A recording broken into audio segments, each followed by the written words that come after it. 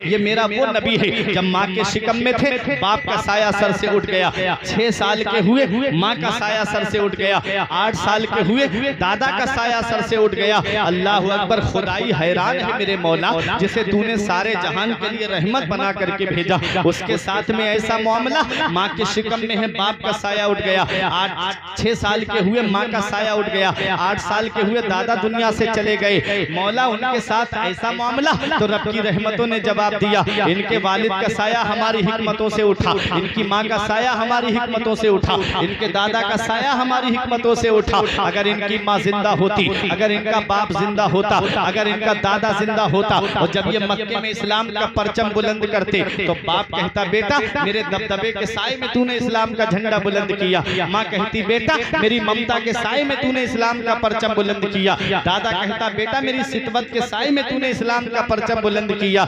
रब ने वो साए पहले ही उठा लिए ताकि दुनिया देख ले, जिसे मैंने अपना महबूब बनाया है उसे किसी के सहारे की जरूरत नहीं है, उसका खुदा उसका सहारा है, और वो सारी खुदाई का सहारा है। गमज़दों को रज़ा मुज़दा दीजे के हैं बेकसों का सहारा हमारा। माशाअल्लाह माशाअल्लाह। बात तकरीर खत्म। मेरे आका हुजूर सल्लल्लाहु अलैहि वसल्लम की उम्र शरीफ जब 6 साल की हुई, तो आपकी वालिदा उदास बैठी थी। आमिना आका तशरीफ लाए, अम्मी क्या बात?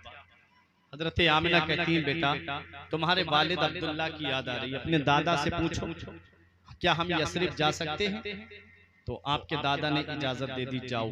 उम्मे ऐमन को साथ कर दिया, 6 साल की उम्र मेरे आका की है, एक काफिला जा रहा था उसी के साथ कर दिया। जब मकामे अबवा में पहुंचे तो हजरत आमिना की तबीयत खराब हो गई।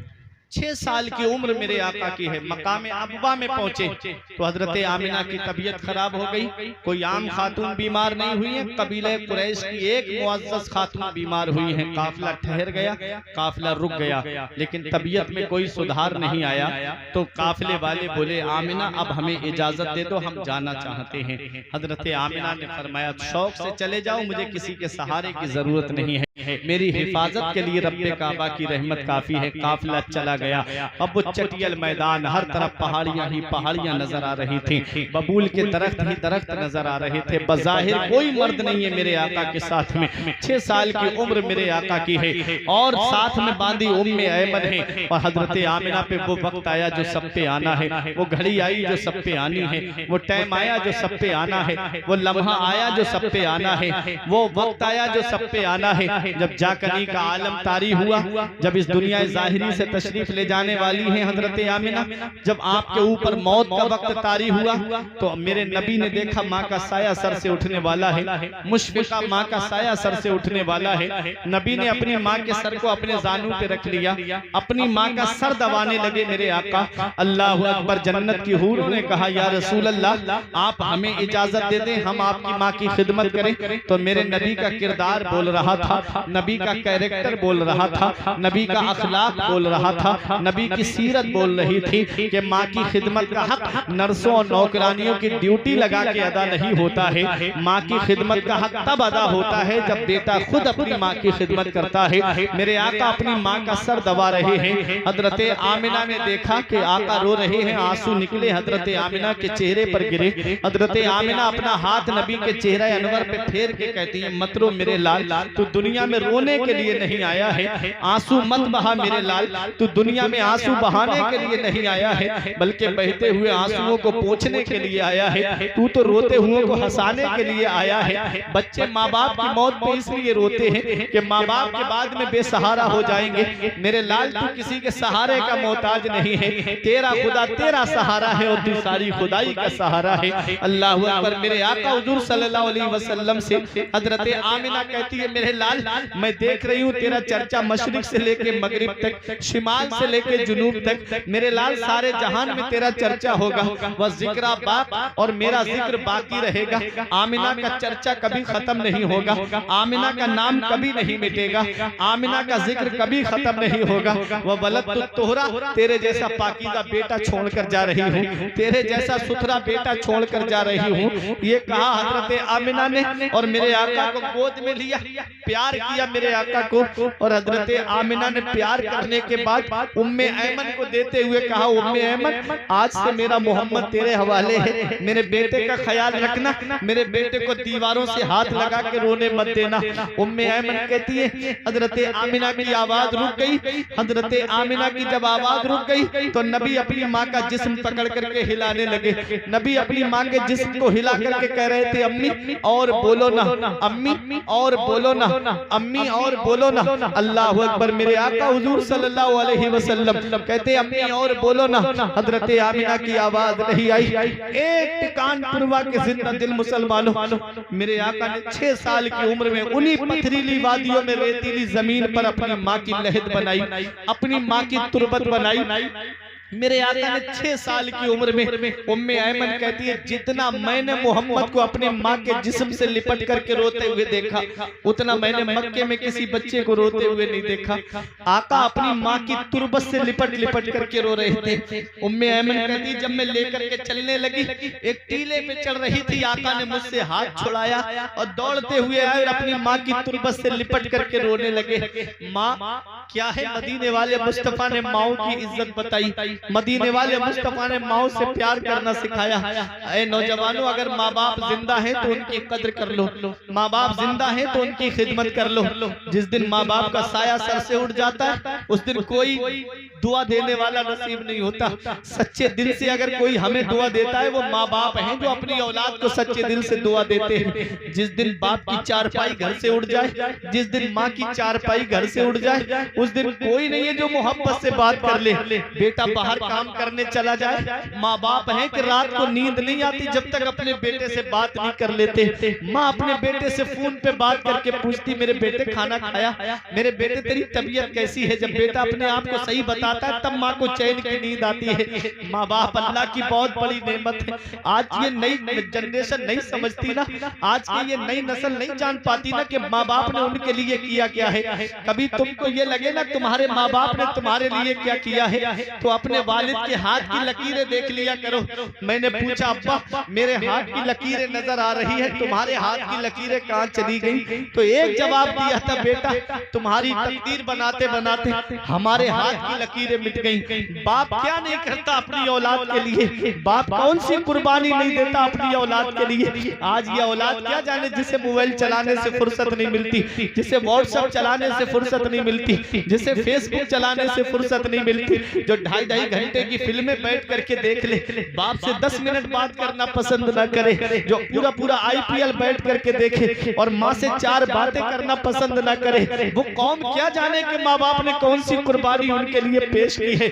आप इतना याद रखना, कभी तुम्हें ये लगे कि मेरे बाप ने मेरे लिए किया क्या है, तो इतना याद रखना, अपने वालिद के चेहरे की झुर्रियां देख लिया करो, अपने वालिद के हाथ की लकीरें देख लिया करो। बाप कौन सी कुर्बानी नहीं देता अपनी औलाद के लिए। रात के 3 बजे तुम्हें लगे मेरे बाप ने मेरे लिए क्या किया है, तो चले जाया करो नानपारा और बहराइच की तरफ। रात के 3-3 बजे ये ऑटो रिक्शा लेकर के रोड पे चलने वाला, अपनी जान हथेली पे लेके चलने वाला, तुम तो बिस्तर पे आराम से सो रहे हो और बाप रक्षा लेकर के गाड़ी लेकर के रोड पे पैसे जमा करने के लिए औलाद के लिए अपनी जान हथेली पे लेकर के रात में सवारियां ढो रहा है। ये एक बाप ही तो है। तुम अपने घर में आराम से बैठे हो, ठंडा पानी पी करके फ्रिज से बोतल निकाल के आराम से बैठ करके मोबाइल फिल्में देख रहे हो, और बाप है कि शिद्दत की गर्मी में फलों का ठेला लगा के पूरे दिन धूप में खड़ा है ताकि 4 पैसे जमा हो जाए, मेरी औलाद के खर्चे में काम आएंगे, मेरी औलाद की पढ़ाई में काम आएंगे, मेरी औलाद की जवानी पे वो पैसे काम आएंगे। प्यास लगे तो मस्जिद की टंकी से पानी पीने जाए, कोई कहे बराबर में दुकान है, एक पानी की बोतल लेके क्यों नहीं पी लेते, तो कहता है 20 रुपए बच जाएंगे, मेरी औलाद के खर्चे में काम आएंगे। दूर जाकर के पानी पी के आता है। बाप क्या नहीं करता अपनी औलाद के लिए। ये दूसरों के खेतों में काम करने वाला एक बाप ही तो है, ये दूसरों के घरों में मजदूरी करने वाला एक बाप ही तो है, ये फलों का ठेला लगा करके पूरे दिन शिद्दत की गर्मी में खड़ा होने वाला एक बाप ही तो है। तुम्हारे पास कई कई जैकेटें मौजूद हैं, वालिद के पैरों में मोजे तक नहीं है, और वो शिद्दत के जाड़े में कोहरे में दूसरों के घरों पे काम करने जा रहा है। ईंटें लेकर के 3-3 मंजिल पे सर पे लेकर के चल रहा है।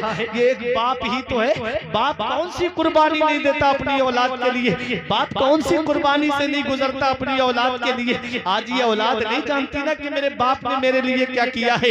इतना याद रखना, मौलाना रूम फरमाते हैं, पहली मोहब्बत है माँ बाप की दुनिया में जो बदला मांगती है। अगर तुमने अपने माँ बाप के साथ भलाई की तो तुम्हारी औलाद तुम्हारे साथ भलाई करेगी। अगर तुमने अपने माँ बाप के साथ भलाई नहीं की तो बुढ़ापे में ये उम्मीद लगा के मत बैठना कि तेरी औलाद तेरा सहारा बन जाएगी। क्योंकि बाप क्या है इसका पता तब चलता है जब आदमी खुद बाप बनता है। औलाद क्या है बाप के लिए ये तब पता चलता है जब खुद की औलाद होती है ना। जब हमारी औलाद की कोई तबीयत खराब हो जाए, रात के 2 बजे 3 बजे अगर उसके पेट में दर्द भी उठ जाए ना, तो हम डॉक्टरों के घरों के चक्कर लगाते हैं। रातों में डॉक्टरों को उठा करके हम कहते हैं डॉक्टर साहब मेरे बच्चे की तबीयत खराब है। नानपारा के डॉक्टर से फायदा नहीं होता, रात में बहराइच लेकर के भागते हैं। बहराइच के डॉक्टर से फायदा नहीं होता, हम लखनऊ लेकर के जाते हैं। लखनऊ के डॉक्टर से फायदा नहीं होता, हम दिल्ली एम्स वगैरह में लेकर के जाते हैं। क्या कहते हैं डॉक्टर साहब? जमीन बिके तो बिक जाए, मकान बिके तो बिक जाए, प्रॉपर्टी बिके तो बिक जाए, सरमाया बिके तो बिक जाए, लेकिन मेरी औलाद को कुछ नहीं होना चाहिए। यही मेरे बुढ़ापे का सहारा है, यही मेरा नूरे नजर है। बड़ी मन्नतों के बाद पैदा हुआ है, अगर इसे कुछ हो गया तो मैं डॉक्टर साहब क्या करूंगा? अल्लाह अकबर। ये खुद की औलाद जब बीमार पड़ी तो हम परेशान हो गए। खुद की औलाद को तकलीफ हुई तो हम परेशान हो गए। आज का दौर बड़ा तरक्की याफ्ता दौर है। आज तो हर घर में मोटरसाइकिल है, आज तो अक्सर घरों में कारें हैं, गाँव में भी सवारियों का इंतजाम है। अरे अब से इन बुजुर्गों से पूछो 30-35 साल 40 साल पीछे तो पलट के जाओ, किसी किसी के घर में साइकिल पाई जाती थी। पूरे कई गांव इकट्ठे करते तो किसी एक के घर में मोटरसाइकिल मिलती। ये हाल था गुर्बत का। उस गुर्बत के दौर को याद कर दिया करो। आज तुम्हें ये लगे ना कि मेरे माँ बाप ने मेरे लिए क्या किया है। आज जब हमारी औलाद बीमार पड़ गई हम परेशान हो गए। कभी देखो हमारे माँ बाप ने हमारे लिए बचपन में क्या किया होगा। जब हम बचपन में बीमार पड़े थे, यही हमारा बूढ़ा बाप है जिसके पैर में चप्पल नहीं होती, लेकिन डॉक्टर के यहाँ लेकर के गया। माँ ने सर्दी में अपनी चादर अपने बेटे को उड़ा दी, खुद तो ठिठुरती हुई गई, लेकिन अपनी औलाद को सर्दी लगने नहीं दी। बारिश हुई, छाता औलाद के ऊपर कर दिया, खुद तो भीगते चले गए दोनों मियां बीबी, लेकिन औलाद को बारिश से भीगने नहीं दिया। कितनी कुर्बानियां देते एक माँ बाप अपनी औलाद के लिए। हमने क्या किया? जब वो बुढ़ापे की दहलीज पे पहुंचे, हमने उनका बिस्तर घर से बाहर कर दिया। उनके अपने कमरे में एसी लगा है, अपने कमरे में कूलर लगा है, अपने कमरे में जाड़ों में गर्म हीटर का इंतजाम, और माँ बाप है कि हाथ वाले पंखे से हवा करके जिंदगी गुजार रहे हैं। माँ बाप है कि टीनों में रह करके जिंदगी गुजार रहे हैं। हमारे बच्चे शॉपिंग मॉल से कपड़े खरीद के लाए, माँ बाप पुराने कपड़े पहन करके ईद के दिन अल्लाह का शुक्र अदा करें। हमारे बच्चे सिवई खाएं, हमारे माँ बाप हमारे बच्चों का चेहरा देखे। क्या इसी दिन के लिए माँ बाप ने औलाद को जवान किया था? क्या इसी दिन के लिए माँ बाप ने औलाद को पाला था? क्या इसी दिन के लिए माँ बाप ने औलाद को जवान किया था? इतना याद रखना टिकानपुरवा के जिंदा दिल मुसलमानों, माँ बाप अल्लाह की इतनी बड़ी नेमत है। जिस दिन ये साए सर से उठ गए उस दिन कोई मोहब्बत से दुआ देने वाला नहीं मिलेगा। हमारे उलमा फरमाते हैं बाप आंगन में लगे हुए पेड़ की तरह है। जिस दिन ये पेड़ गिर जाता है उस दिन धूप भी परेशान करती है, हवा के गरम गरम थपेड़े भी परेशान करते हैं। ऐसे माँ बाप के साए की ना कदरी न कर, ऐसे माँ बाप के साए की ना कदरी न कर। धूप काटेगी बहुत, जब ये शजर गिर जाएगा, अरे धूप कैसी भी हो साया नहीं खोने देता, धूप कैसी भी हो साया नहीं खोने देता, राह कैसी भी हो बेबस नहीं होने देता। बेच के अपना लहू चाहे वो रोटी लाए, अरे बाप औलाद को भूखा नहीं सोने दे। माशाअल्लाह माशाअल्लाह, सुभान अल्लाह सुभान अल्लाह, माशाअल्लाह। बेच के अपना लहू चाहे वो रोटी लाए, बाप औलाद को भूखा नहीं सोने देता। वक्त ठुकरा देगा एक दिन मेरी सारी ये कुर्बानियां, दामने उम्मीद में फकत नाकामियां रह जाएंगी। शादियों के बाद बेटे तो अलग हो जाएंगे, बाप के हाथों में फकत बैसाखियां रह जाएंगी। बाप क्या नहीं करता अपनी औलाद के लिए, बाप कौन सी कुर्बानी नहीं देता अपनी औलाद के लिए। ऐ मेरे नौजवानों, अगर तुम चाहते हो कि बुढ़ापे में तुम्हारी जिंदगी सुकून से गुजर जाए तो अपने बूढ़े माँ बाप का ख्याल रखो। माँ बाप बचपन में हमसे पूछते, बता मेरे लाल आज क्या खाएगा, बता मेरे लाल आज क्या खाना पसंद करेगा। हम अपने वालिद के सामने फरमाइश रखते हैं, अब्बा आज मुझे खाने में ये चाहिए। अगर मटन मांगा तो मटन बाप ला के देता, चिकन मांगा तो चिकन बाप ला करके देता। जब वो बुढ़ापे की दहलीज पे पहुंच गए, क्या औलाद का कोई फर्ज नहीं बनता एक बार अपने वालिद साहब से पूछ लें, अब्बा आज क्या खाना पसंद करोगे, बताइए आज आपका बेटा आपको ला करके देगा। वो खाना तो वैसे भी पसंद नहीं करते हैं, वो तो औलाद की खुशी में खुश रहते हैं, वो तो औलाद को खुश देखना पसंद करते हैं। अरे तुमने अगर बाप का दिल रख लिया, हाथ उठा के दुआ कर देंगे, अल्लाह तेरे घर में इतनी बरकतें अता फरमाएगा कि तेरी नस्लें खाएंगी तब भी वो बरकत खत्म नहीं होगी, तब भी वो पैसा खत्म नहीं होगा। घर में माँ बाप को राजी कर लो, माँ बाप हाथ उठा के दुआ कर देंगे, अल्लाह ताला घरों में बरकतें अता फरमाएगा, अल्लाह ताला घरों में बरकतों का नुज़ूल फरमाएगा। मैं बरेली शरीफ से आया, लोग मुझसे बोले हजरत हमारे लिए दुआ कर देना। पीर साहब आ गए, उनके हाथ चूम के कहते हो पीर साहब हमारे लिए दुआ कर देना। इतना याद रखना, इतनी जल्दी मेरी दुआ कबूल नहीं होगी, इतनी जल्दी पीर साहब की दुआ कबूल नहीं होगी, इतनी जल्दी किसी आलिम की दुआ कबूल नहीं होगी, जितनी जल्दी औलाद के हक में उसके बूढ़े माँ बाप की दुआ कबूल होगी। माशाअल्लाह माशाअल्लाह, अपने माँ बाप सुभान अल्लाह सुभान अल्लाह, माशाअल्लाह माशाअल्लाह। राजी करो। माँ बाप अगर जिंदा है तो खिदमत कर लो, माँ बाप अगर दुनिया से चले गए, नबी ने फरमाया जुमे के दिन जो बाप की कब्र की जियारत कर ले तो ऐसा है जैसे उसने उनकी हयात में उनकी जियारत की। तो अपने माँ बाप की कद्र करो, अपने माँ बाप की खिदमत करो। माँ बाप जिंदा हैं तो कद्र जानो, माँ बाप जिंदा हैं तो उनकी खिदमत कर लो। जिस दिन ये साए सर से उड़ जाते हैं उस दिन कोई दुआ देने वाला नसीब नहीं होता। बाप आंगन में लगा हुआ पेड़ की तरह है। अल्लाह अकबर। माँ बाप बुढ़ापा क्या, जवानी क्या, ये बचपन बांट लेते हैं। बुढ़ापा क्या, जवानी क्या, ये बचपन बांट लेते हैं। न होकर दिल में गुंजाइश तो आंगन बांट लेते हैं। नहीं मंजूर हिस्से में किसी बेटे को अपनी माँ, मगर आपस में बूढ़ी माँ के कंगन बांट लेते हैं। नहीं मंजूर हिस्से में किसी बेटे को अपनी माँ, मगर आपस में बूढ़ी माँ के कंगन बांट लेते हैं। वक्त ठुकरा देगा एक दिन मेरी सारी ये कुर्बानियां, वक्त ठुकरा देगा एक दिन मेरी सारी ये कुर्बानियां। दामने उम्मीद में फकत नाकामियां रह जाएंगी। शादियों के बाद बेटे तो अलग हो जाएंगे, बाप के हाथों में फकत बैसाखियां रह जाएंगी। आज बीबी की मोहब्बत में गिरफ्तार होकर के अपने माँ बाप का बिस्तर घर से बाहर निकाल दिया। इतना याद रखना, बीबी की जन्नत शौहर की फरमाबरदारी में है और शौहर की जन्नत उसकी माँ बाप की फरमाबरदारी में है। ये हमें फैसला करना है। अगर बीबी नाराज हो गई तो हमारा कुछ नहीं होगा, माँ बाप नाराज हो गए तो अल्लाह नाराज हो जाएगा, उसका रसूल नाराज हो जाएगा। इसलिए हमें अपने माँ बाप को राजी करना है, हमें अपनी जन्नत बचा के रखनी है। कहीं ऐसा ना हो कि माँ बाप दुनिया से रूठ करके चले गए, माँ बाप इस हाल में दुनिया से चले गए कि वो हमसे नाराज थे, तो फिर हमको तबाह होने से कोई नहीं बचा सकता। घर में रूठे हुए माँ बाप को मना लो। उलमा फरमाते हैं कि अगर पैर पकड़ के भी माँ बाप को राजी करना पड़े तो राजी कर लो, पैर पकड़ के भी माँ बाप को राजी करना पड़े तो राजी कर लो। पहली बात तो वो वैसे ही राजी हो जाते हैं। कोई माँ बाप अपनी औलाद से ज्यादा दिनों तक नाराज नहीं रहते। अगर औलाद माफी मांग ले तो वो अपने बच्चों को माफ फरमा देते हैं। उनके दिल में, उनके अंदर अल्लाह ने ऐसा दिल रखा है कि वो औलाद को परेशान नहीं देखना पसंद करते। वो हमेशा औलाद की खुशी चाहते हैं। मेरे आका अपनी माँ की तुरबत से लिपट करके रो रहे थे। मेरे आका ने अपनी माँ आमिना की तुरबत से लिपट करके रो करके हमको माँ का मकाम बता दिया। माँ की अजमत बता दी, माँ की शान बता दी। ये वही मक्का जहाँ बेटियों को जमीन में जिंदा गाड़ दिया जाता था। नबी ने अपनी बेटी से प्यार करके हमें बेटियों से प्यार करना सिखाया। नबी की कोई सगी बहन नहीं थी, दुर्रे यतीम थे, अपनी माँ के शिकम में अकेले परवान चढ़े। मेरे आका की एक रजाई बहन थी हजरत शीमा, जिनकी शादी मदीने में हुई थी। जब नबी के सहाबा ने जंग की उनके कबीले से, तो उनके कबीले के कुछ लोग गिरफ्तार होकर के आए।